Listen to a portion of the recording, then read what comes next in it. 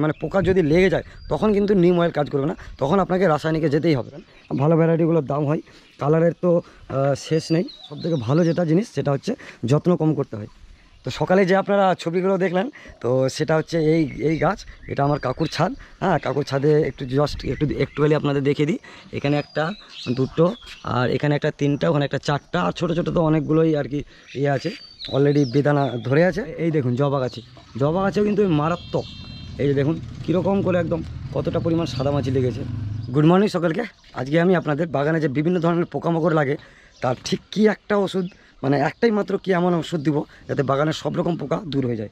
যেমনটা আপনারা জানেন যে বাগানের সবচেয়ে বেশি মারাত্মক হচ্ছে এই সাদামাছি। এখন বৃষ্টিটা পড়ে গেছে বলে বোঝা কম যাচ্ছে, তাও দেখেন সাদা হয়ে আছে। এই যে দেখেন এখানে সাদা হয়ে আছে, পাতা টাতা সব খেয়ে নিয়েছে। আস্তে আস্তে কিন্তু এরকম করে কিন্তু গোড়া গাছটাকে কিন্তু নষ্ট করে দেবে। আর সবথেকে বেশি তো সাদামাছি লেগে আছে এখানে। এই সাদামাছি ছাড়াও আরও কিন্তু বিভিন্ন ধরনের পোকামাকড় লাগে। তো কয়েকটা নমুনা জাস্ট আপনাদের আজকে দেখাবো। ওটা গেলো সাদামাছি। তারপরে দেখেন এগুলোকে বলে সম্ভবত জাট পোকা। এই যে দেখেন কীভাবে ডিম দিয়েছে, দেখেন পোকাগুলো, এই যে এগুলোকে ডিম দিয়েছে। এটা লেবু গাছে বেশি হয়, এগুলোকে বলে জাট পোকা। তারপরে লাগে মাকড়। তাছাড়াও মাকড়, লেদা পোকা, হ্যাঁ, শুয়ো পোকা, মানে উস্কি যেটা বলি আমরা, এগুলো কিন্তু উপদ্রব থাকেই থাকে। এই যে দেখুন মাকড় যেটা বলছিলাম সেটা ঠিক এখানে আছে। এই যে পাতাটায় লেবু গাছে বেশি হয় এটা। এই পাতাটা দেখুন কীরকম একটা জালের মতো করে দিয়েছে। আর এখানে কিন্তু এটা কিন্তু অদৃষ্ট একটা পোকা, এটাকে বলে ম্যাপ পোকা, বা এটাকে বলে মাকড় বলে, এটাকে মাকড়। এই যে দেখুন, তাছাড়াও কিন্তু অনেক বিভিন্ন ধরনের পোকামাকড় কিন্তু আমাদের ছাদে প্রায় দেখা যায়। আর তার মধ্যে পোকার মাছটা হচ্ছে চন্দ্রমল্লিকা। দেখুন চন্দ্রমল্লিকাটা তো ছেয়ে গেছে, এই যে দেখুন একদম পুরো সাদা সাদা হয়ে গেছে, হ্যাঁ, উকুনের মতো দেখতে। এগুলোকে বলে সাদামাছি। তো পোকার তো শেষ নেই, কিন্তু একে দমন করব কিভাবে? সবচেয়ে ভালো হয় আপনারা যদি অর্গানিক হিসাবে এটাকে ট্রিট করতে চান, তাহলে সবচেয়ে ভালো হয় যে নিম অয়েল কিন্তু হচ্ছে হওয়ার আগে, ধরেন আপনার গাছটা সুস্থ আছে তখন কিন্তু দিলে এটাকে চলে যাবে। কিন্তু কোনো কারণে ধরেন আপনার গাছে এরকম আমার যেরকম পোকা লেগেছে, এর থেকে বেশি পোকা লেগে গেছে বা এর থেকে কম লেগে, পোকা যদি লেগে যায় তখন কিন্তু নিম অয়েল কাজ করবে না, তখন আপনাকে রাসায়নিকে যেতেই হবে। আমিও আজকে বিকালে রাসায়নিক ইউজ করব। এখন সকাল 8টা বাজে। এই রাসায়নিকটা ওষুধটা সন্ধ্যা মানে বৈকাল 5টা থেকে 7টার মধ্যে কিন্তু স্প্রে করা ভালো, মানে সূর্যাস্তের পর আর সন্ধ্যা হওয়ার আগে। ডোজ হচ্ছে 1.5 ml পার লিটার জলে, মানে 1 লিটার জলে 1.5 গ্রাম। ওই জন্য আমি বলি সবচেয়ে ভালো হচ্ছে এই কাগজ ফুল, আর তারপরে হচ্ছে এই ড্রাগন। এই দুটো এমন গাছ, এমন ভদ্র গাছ, না এদের জীবনে কোনো মানে পোকা লেগেছে, না এদের পোকামাকড়ের কোনো উপদ্রব আছে, না এদের কোনো রকম আর কিছু মানে রোগ ব্যাধি আছে। এই দেখুন এ তো গোটা ডালটাতে আস্তে আস্তে ছেয়ে গেছে। তো যাই হোক, বেশি কথা না বাড়িয়ে আপনাদের ওষুধটা দেখায় যে কী এমন একটা ওষুধ, একটাই মাত্র ওষুধ প্রয়োগ করলে কিন্তু সমস্ত রকম পোকা, লেদা পোকা, মাকড়, শুয়ো পোকা, সাদামাছি, জাট পোকা, আরও আপনার অনেক ধরনের পোকা হয়, তো সব পোকায় কিন্তু দমন হয়ে যাবে। আর একবার স্প্রে করলে মিনিমাম আপনাকে 1 মাস কোনো রকমই ডিস্টার্ব করবে না।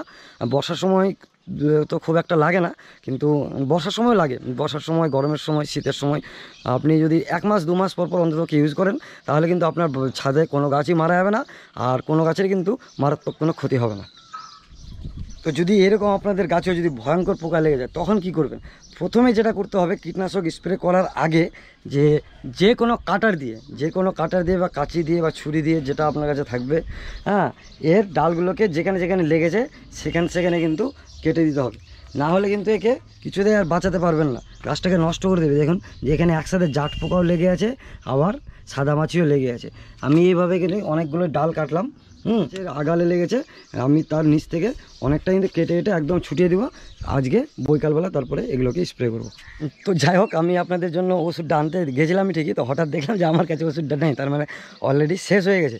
কোনো ব্যাপার না, আপনি স্ক্রিনে এখন যেই দেখতে পাচ্ছেন এটার নাম হচ্ছে প্রোফেক্স সুপার। এটা সবচেয়ে বেশি ভালো মানে কাজ করছে আমি দেখছি। লেবু গাছ, জবা গাছ, চন্দ্রমল্লিকা থেকে শুরু করে সমস্ত গাছে অ্যাপ্লাই করা যাচ্ছে। ডোজটা গেলে একটু কম দেবেন। এটা এমনকি এটা ধান গাছেও চাষিরা ইউজ করে থাকে প্রোফেক্স সুপার। আপনারা 1 ml থেকে 1.5 ml দেবেন, তাহলেই কিন্তু সমস্ত গাছে অ্যাপ্লাই করা যাবে। সন্ধ্যাবেলা স্প্রে করে দেবেন। স্প্রেয়ার যদি না থাকে তো আমার সঙ্গে যোগাযোগ করবেন, সস্তা থেকে দামি সমস্ত রকমের স্প্রেয়ার আপনার দিয়ে দেবো। আমার কাছে তো ভালো স্প্রেয়ার আছে, মানে 700-800 টাকার। আমার কাগজ ফুলের হচ্ছে মানে সবাই অ্যাকচুয়ালি আমরা কাগজ ফুল ভালোবাসি, মানে কারণটা অনেক আছে, বলে বোঝানো যাবে না। কাগজ ফুলের গুণ এক হচ্ছে পোকা লাগে না, সারা বছরই ফুল ফোটে, এর ভ্যারাইটি অনেক রকম পাওয়া যায়, আর সস্তায় গাছ বলতে পারেন 70 টাকা থেকে 100 টাকার মধ্যে কিন্তু পেয়ে যাবেন, ভালো ভ্যারাইটি হয়। কালারের তো শেষ নেই। আর সব জায়গায় আছে জলও কম লাগে। আর সব থেকে বেশি হচ্ছে ভালো যেটা জিনিস সেটা হচ্ছে যত্ন কম করতে হয়। কত সুন্দর লাগছে দেখুন। এছাড়াও একটা সিনজেন্টা কোম্পানির একটা ওষুধ আছে, সিনজেন্টার হচ্ছে পলিসেট্রিন ইসি। তাছাড়া টাটারও বিভিন্ন ধরনের প্রোডাক্ট কিন্তু অ্যাভেলেবেল আছে মার্কেটে। আপনারা যে কোনো বা রোগার দিতে পারেন বা আরও আছে দামি দামি। আপনারা যে কোনো রাসায়নিক দোকানে মানে সারের দোকানে যে বলবেন যে আমাকে যে কোনো একটা কীটনাশক দিন, 100 টাকা নেবে 100 ml এর দাম, যেটা দিয়ে মোটামুটি আপনার 6 মাস চলে যাবে। আমাদের এত গাছ থাকতো আমার তো 6 মাস চলে যায়। তো খুব একটা এক্সপেন্সিভ ও দামিও না। তো বুঝতেই পারছেন যে কতটা ভালো জিনিস। তো যাই হোক, এই ছোট্ট ইনফরমেশনের জন্য আজকের এই ভিডিওটা ছিল যে যারা বিভিন্ন ধরনের পোকামাকড় ইসে নিয়ে মানে আপনারা মাথা খারাপ হয়ে গেছে, আপনাদের বুঝে উঠতে পারছেন না যে ঠিক কী করবেন, গাছটাকে সুস্থ করতে পারছেন না, গাছটা মারা যাচ্ছে। তো তাদের জন্য আজকের এই ভিডিওটা। তো ভালো থাকবেন, সুস্থ থাকবেন আর সবসময় গাছপালা লাগান। হ্যাঁ, তাহলে মন হৃদয় সব কিছুই ভালো থাকবে। তো আজকে ভিডিও এতটুকুই, দেখা হচ্ছে পরবর্তী কোনো ভিডিওতে। Thank you, tata, bye by.